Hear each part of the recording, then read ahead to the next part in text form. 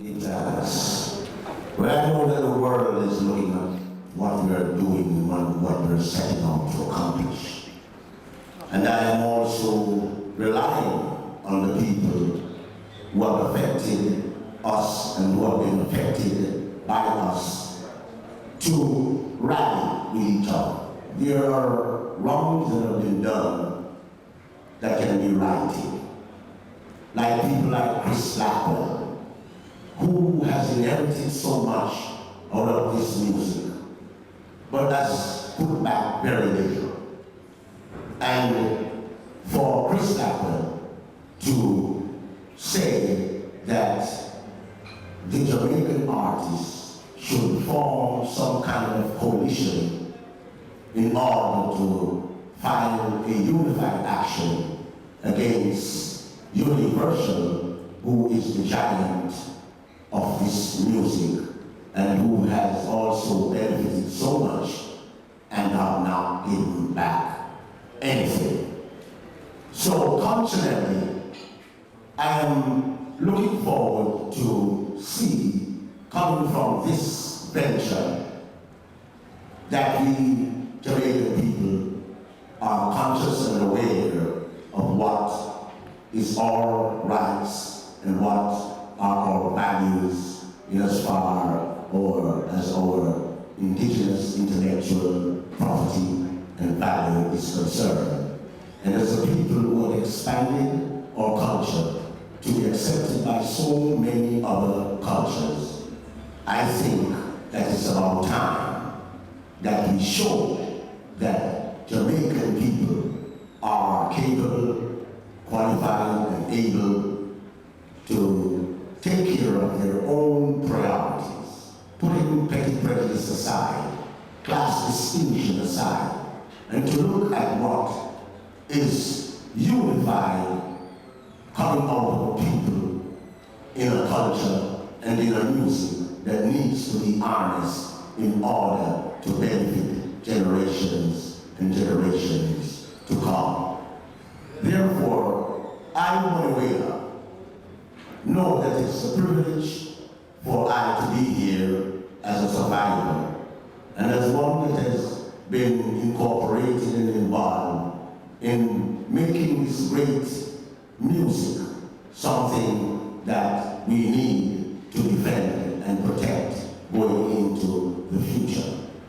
And I am looking forward to all the assistance and help and support coming from all of the world's people who have and will benefit from this music for the future. One love, big time.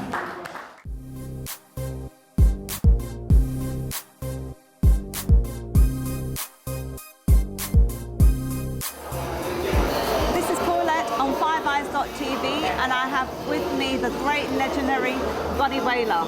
Big respect, bless. I just feel so honored to meet you.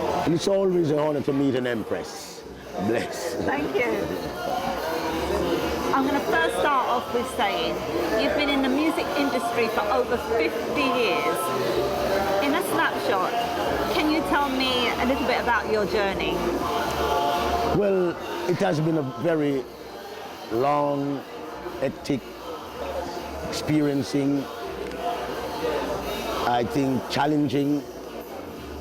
And as far as my peers, my brothers, and my partners, Robert, Marley, and Winston McIntosh is concerned, I think that without them, I wouldn't have made it.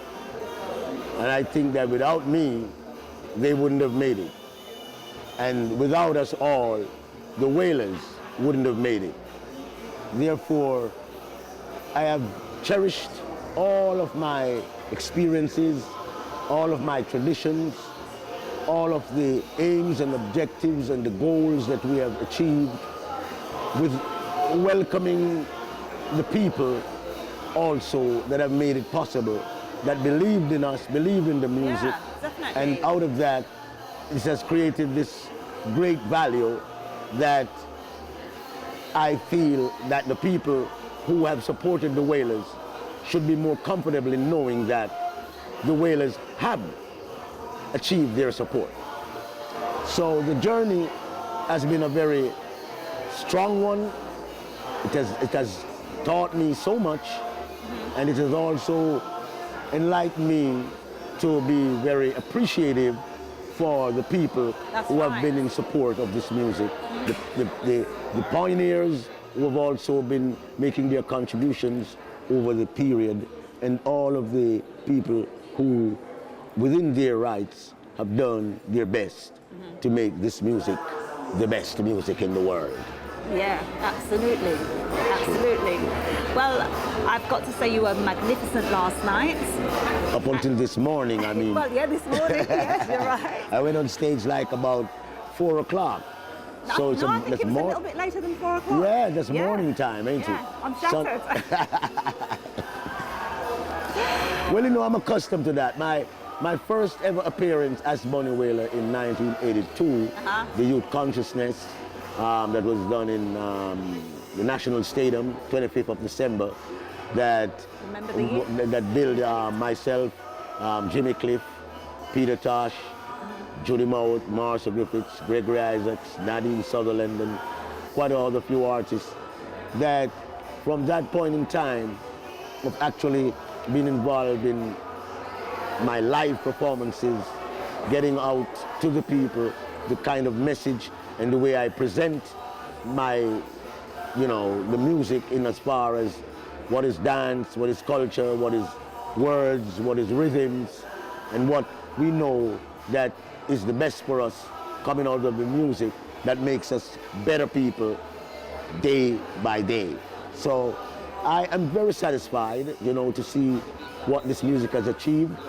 And I'm also very, you know, it's a marvel in my life to see my child and my children, rather than Rob's children and Peter's children, also taking up this mantle as it's a genetic passing it on of the culture and of the music that is now being seen in myself, Andrew Tosh, and Kimani Marley, being now reunited as the Wailing Wailers in our new track called Butterfly. Absolutely brilliant. You know, I want to ask you though, I understand that was the first time you performed at Reggae Sunfest. So how did this come about? Well, you know that it was like destiny, because I didn't plan it, Sunfest didn't plan it, but somehow there was a greater plan that made it happen. Yeah. You know, I believe things happen for a reason. Yeah, definitely. you know, and what happened was that based on this press conference that we were having, we were wanting to have access to the immediate press that was here in Jamaica for Sunfest. So we decided to hold the conference within the Sunfest period.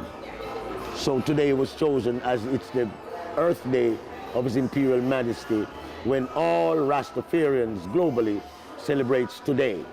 And for today to be chosen by him, for us to be involved, then he also made quite sure that my performance on Sunfest was one with a more magnitude and respect coming from the promoters, because they were in a spot because of the problems with R. Kelly, who couldn't make it because of some health reason. And it gave them the opportunity to really put Bunny Wailer in a slot to say that reggae music can fill any slot as far as it concerns reggae music in Sunfest. And that was proven this morning that next time round, Sunfest should be focusing on what we've got as a culture that we have established in the sense of reggae, and don't be labeling reggae on something that does not taste like reggae. And it was a well-deserved spot, I've got to say. Yes, it was a chosen spot. Yes. Yes. I've got this leaflet in front of me about the legendary Wailers 50th anniversary, 2012 to 2014. Now, how will you be celebrating that? Well, there's a lot of celebrations.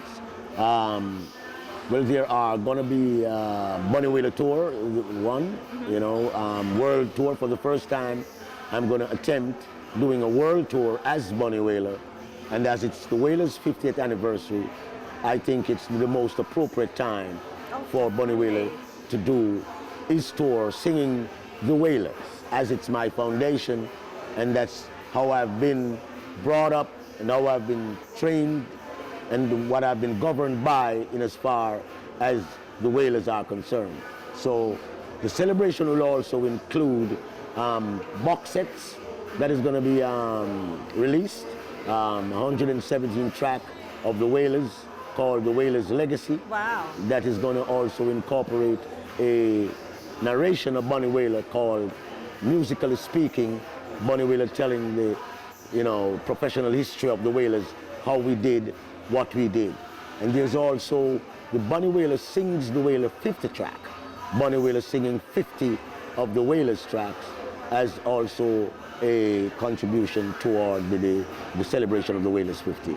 And also the Stolen Property, which is a collection designed to back off the pirates and to let them understand that enough is enough and we're not going any further with all of that kind of stuff.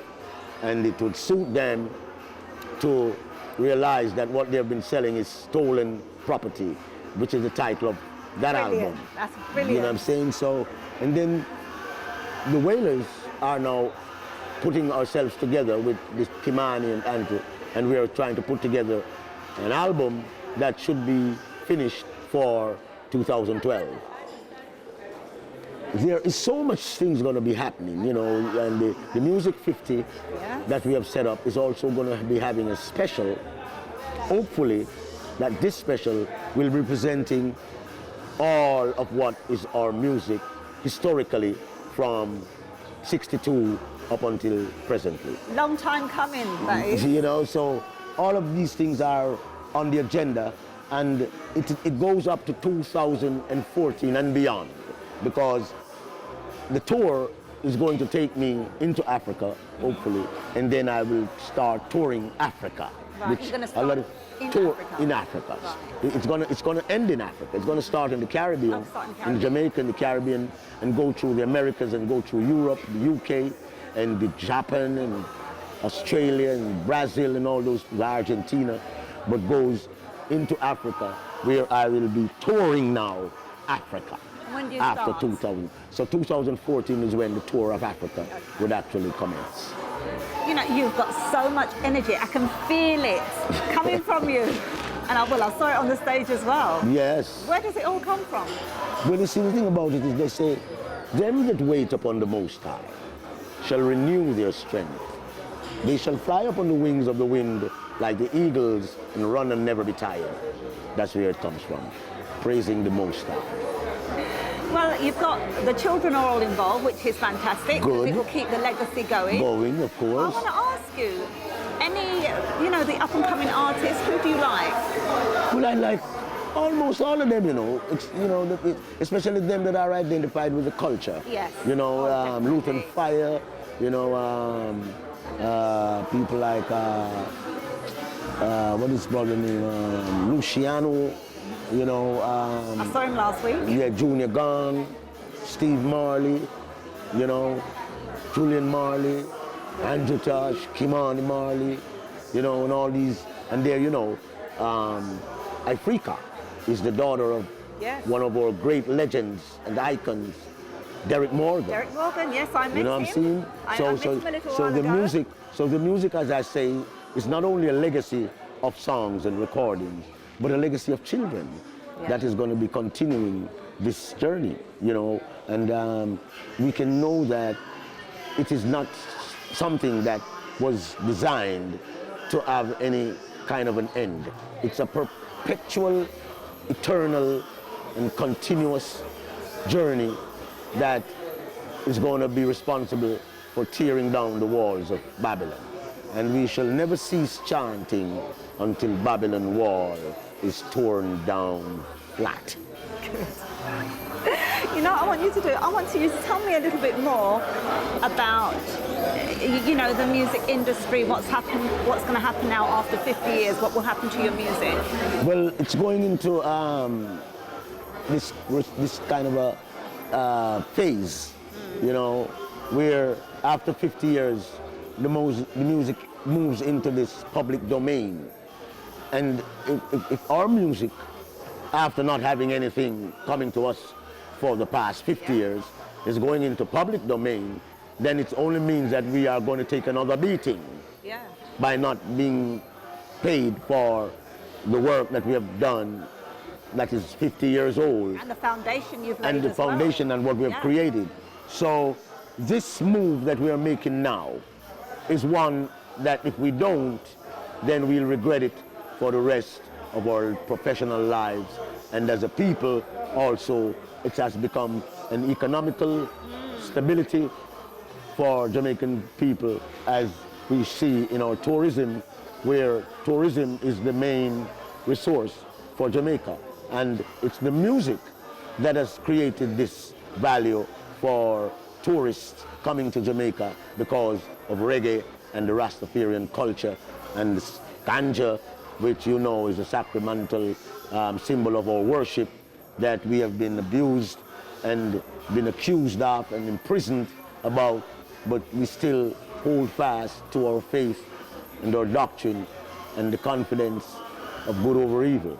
And as far as the legalization of ganja is concerned, we are now experiencing where people are being given license to smoke marijuana. And it has become now like a medical substance to heal people's problems medically.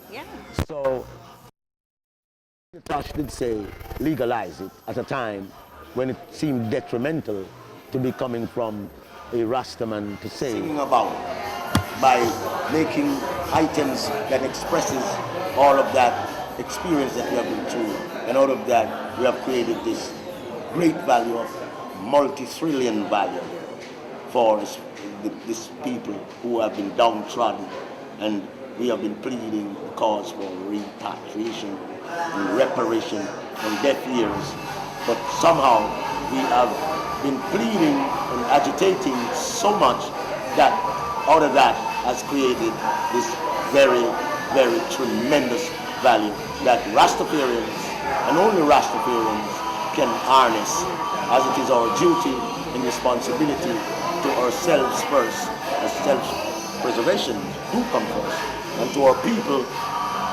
common people, the oppressed people, the people who have been through the transatlantic experience that has inherited what we now see as so-called emancipation, going through a political phase that suggests that it's likely to be transformed to political neo-colonialism. So our struggle continues. And through our music, we depend on the people to rally, as the people are our main defense and backbone in our struggle. As we do struggle for them, so I know that they will struggle for this music, in defense of this music.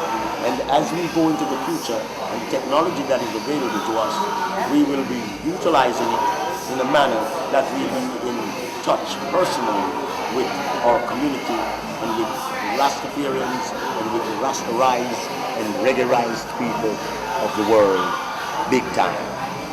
Thank you very much. We have to wrap up now, but it has been a pleasure meeting you and speaking with you, and keep doing what you're doing, and good luck with the work that you're doing. And I'm long time coming now. Yes, and your support I depend on, and I know that we will support.